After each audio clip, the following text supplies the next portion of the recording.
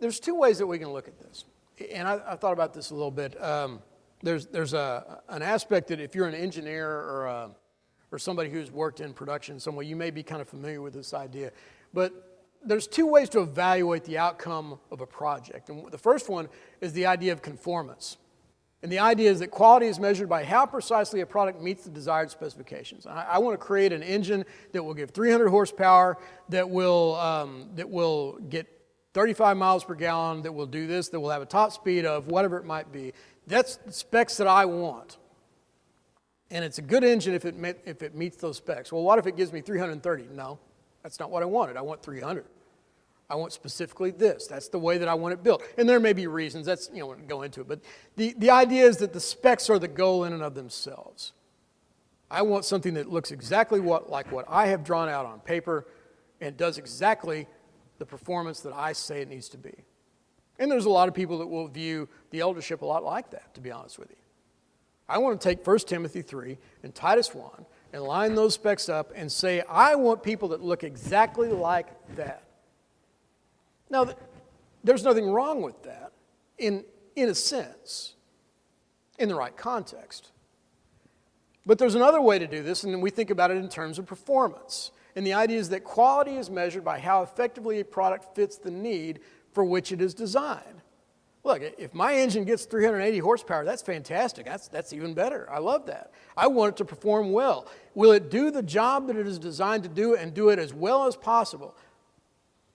And that's how typically we will look at outcomes. Now, that's not always a safe thing because sometimes those qualifications are there for a reason. I can have a sales guy that goes out and beats my sales numbers every single month, but he's also out there bribing and cheating and taking gifts and a lot of other things that he ought not to be doing. In which case, conformance all of a sudden becomes very important. So there are two aspects that we have to balance and figure out, well, how do these things work together to help me to name the person that I need to name that is right for this job? And I don't know that I know I don't know that there's a magic answer to this. But I thought about a way to think about this.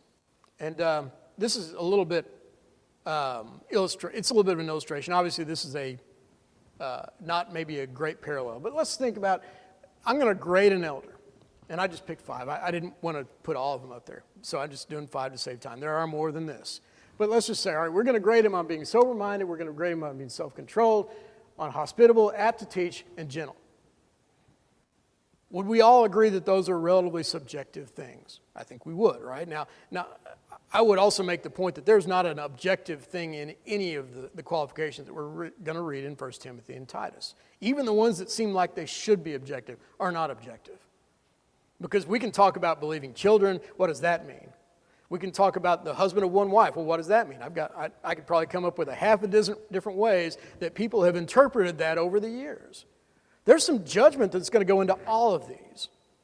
But there are some that are clearly more subjective than others, and we understand that. So let's say that we've got Elder 1, and we're going to grade him on a scale of 1 to 10, 5 being average for the church. Not average for the world, for the community, but the average for the church.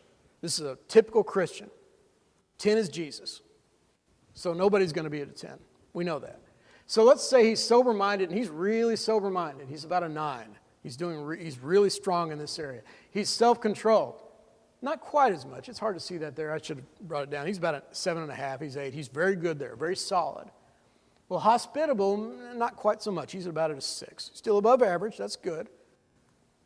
How about apt to teach? Okay, he's not bad there. Maybe about a 7. Well, he's not as gentle. He's probably more about a 6 in the gentle area. Now, how do we view this person? I would venture to guess that there's probably at least 3 or 4 different opinions on the profile that I just put up there in terms of whether this person is qualified to be an elder. Why is that? Well, because first of all, my expectation may be here.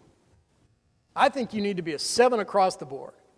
Every single thing needs to be a 7, and if you fall short of that, you're not qualified. I hope you're already starting to see that this is kind of a ridiculous way to approach this. It just doesn't work, but bear with me because this is a lot of times how we look at this. We try to find a way to assign objectivity to something that is subjective. So maybe that's my expectation. Well, here's the problem with that, because your expectation may be here. Your idea may be, look, He is what we expect a Christian to be. No more, no less. And as long as he is that, he is a model worth following, and that's perfectly acceptable, and that is enough to be an elder. And I'm not saying that's right or wrong. I'm just saying that may be an idea. But it's your idea. And this is my idea. And let's throw in a little bit of a wrench to this, because it's a lot harder to draw a free-form curve in PowerPoint than you would expect. So bear with me on that. And by the way, this is not intended to be related to anything other than just a random idea of where somebody might think. But you get the idea, right? The idea that I may believe that one of these is more important than the others. And we'll talk about that next week. We may talk about it today, depending on where I go with this. But the idea that maybe I think it's much more important to be sober-minded than it is to, for example, be hospitable. And gentleness is important, but apt to teach is more important. I may have a varying level of excellence that I want to apply to each of these different areas. Now, does that seem reasonable? I think it probably does. But the point is that we may have all these different expectations, and your expectation and my expectation, we could have a half a dozen different ways, if not more, of how I'm going to look at an elder candidate and say that this person is or is not qualified. As a result of that, what do? Well, we just can't agree on this, so I guess we're just going to have to try again next year. And that's not the point. And the point that, and I guess the thing that I want to establish today is the idea of how we look at someone who is above reproach. Because first of all, here's God's expectation. God wants us at 10. And there's nobody here that's at 10. And there's nobody that's going to be at 10. When Paul talked about these qualifications and talks about, I want someone who's above reproach, I want someone who emulates and echoes and is a example of Christ in them every day of their lives. And there's not a single person in here that can say that that's true of them. We may be able to do it for a day, might even be able to have a good week. I struggle with a week. I'm not sure. I can do it for a couple of days, but around day 3 or day 4, one of my difficulties seems to grab me and cause me to stumble every single time. It just keeps happening. Does that make me well, I'm unqualified to be an elder for other reasons, but you understand the point.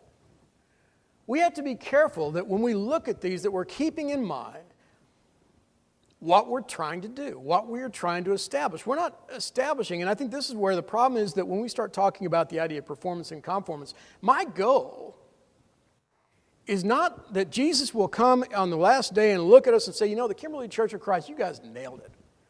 You appointed 2 elders, and they are absolutely right on the nose what I was looking for. Now, we hope that that's true, but is that the point? Is that what we're trying to... We're not trying to establish elders for the sake of having elders. We're wanting to appoint elders so that they can get us to heaven. Isn't that what we're trying to do here? Isn't that what Paul is warning when he talks to the Ephesian elders in Acts chapter 20, and he says, shepherd the flock. There's going to be a time when there are going to be people that are rising up that are going to have strange doctrines. Even among your own numbers, they're going to come in and lay waste to the flock, and you need to be ready for that. You need to be able to perform the job at hand. The question that we ought to be asking, I think, and again, it's not to say that we ought not to be asking questions about the qualifications. Sometimes I think we start at the qualifications and we don't talk about the performance, the work, and ask a simple question. Is this person going to get me to heaven? Is this a person that if I'm struggling with sin, is going to come to my house and sit down on my couch and talk to me about my soul? Is this a person who there's a member that's marginalized, that's not really involved and not really active, that person is going to see that? Say, how can I help this person? How can I help that person to grow and be what God wants her to be or what's him to be? How can I integrate that person into the work that we're doing here? How can I see the individuals out there who have a need, and by example, by encouragement, by advice, by judgment, by whatever it may be, find a way to bring them into the body so that the body as a whole can be stronger? That's the whole point of this, isn't it? Are we looking at that? Because when we start looking at that, I would suggest to you that a lot of these questions are going to get answered. Well, does he need to be a 7 or an 8 or a 5? I don't know. What does he need to do this? How patient do you need to be able to talk to someone who is weak in the faith and accommodate them as Paul accommodated accommodated them, not accepting false doctrine, not accepting error or sin, but making sure that they're not discouraged, leading them along as a shepherd leads a sheep. How patient do I have to be for that? How hospitable do I have to be? How gentle do I need to be? How apt to teach do I need to be? I've got a little time. I want to go back to this. Are there any of these qualifications that are more important? I shouldn't say these. Any of those important that are more important than others? I know that there are some people that will make the argument, look, every single one of those is important, equally important. If you're short in one, you're short in all. And that's the way it is. And maybe that's true. But I would make a suggestion to you that there are some areas and some qualifications that have a much lower margin for error. If I have an elder who fails in hospitality, what happens? Well, somebody may get discouraged. Somebody may struggle. Somebody may not be happy about something. What happens if I have an elder who's a drunk? How many times does an elder get to go out and get publicly intoxicated in public for his reputation to be destroyed? One time. How many times did he get in a bar fight? How many times did he punch somebody before we can say, we can't have this? There are certain things in these qualifications that very clearly are going to have a much higher consequence for a single failure. And probably are a lot more strict. If I've got somebody that I think has a hair trigger, I'm a lot more concerned about that personally, because I know how much damage that person can do if he slips up even once. How about the idea of apt to teach, able to teach? We'll talk about that a little bit next week, I think. But the idea of, is this someone who is strong in identifying and teaching against false doctrine? If I get up here and say something that's wrong, is this a person that's going to meet me in the back and say, Paul, let's talk about this. I don't think you're right about this. That's job one of being an elder. If he gets nothing right, if he gets everything else absolutely right on this list and he can't do this, what else does it matter? Because he's allowed the sheep into the den. He's allowed the wolves into the den, into the fold. He's done the very thing that he is tasked above all things to be able to accomplish, and he can't do it because he can't teach. Now, does that mean he needs to be an orator? Not necessarily. Does it mean that he needs to be, in fact, does it even mean that he needs to be teaching regularly? Well, maybe not. When Paul talks about the idea that the elder who serves is worthy of double honor, especially those that labor in the word, the idea that not everybody is full-time, spending a lot of time and full focus on teaching or preaching. That's not necessarily part of an elder's job, but it may be.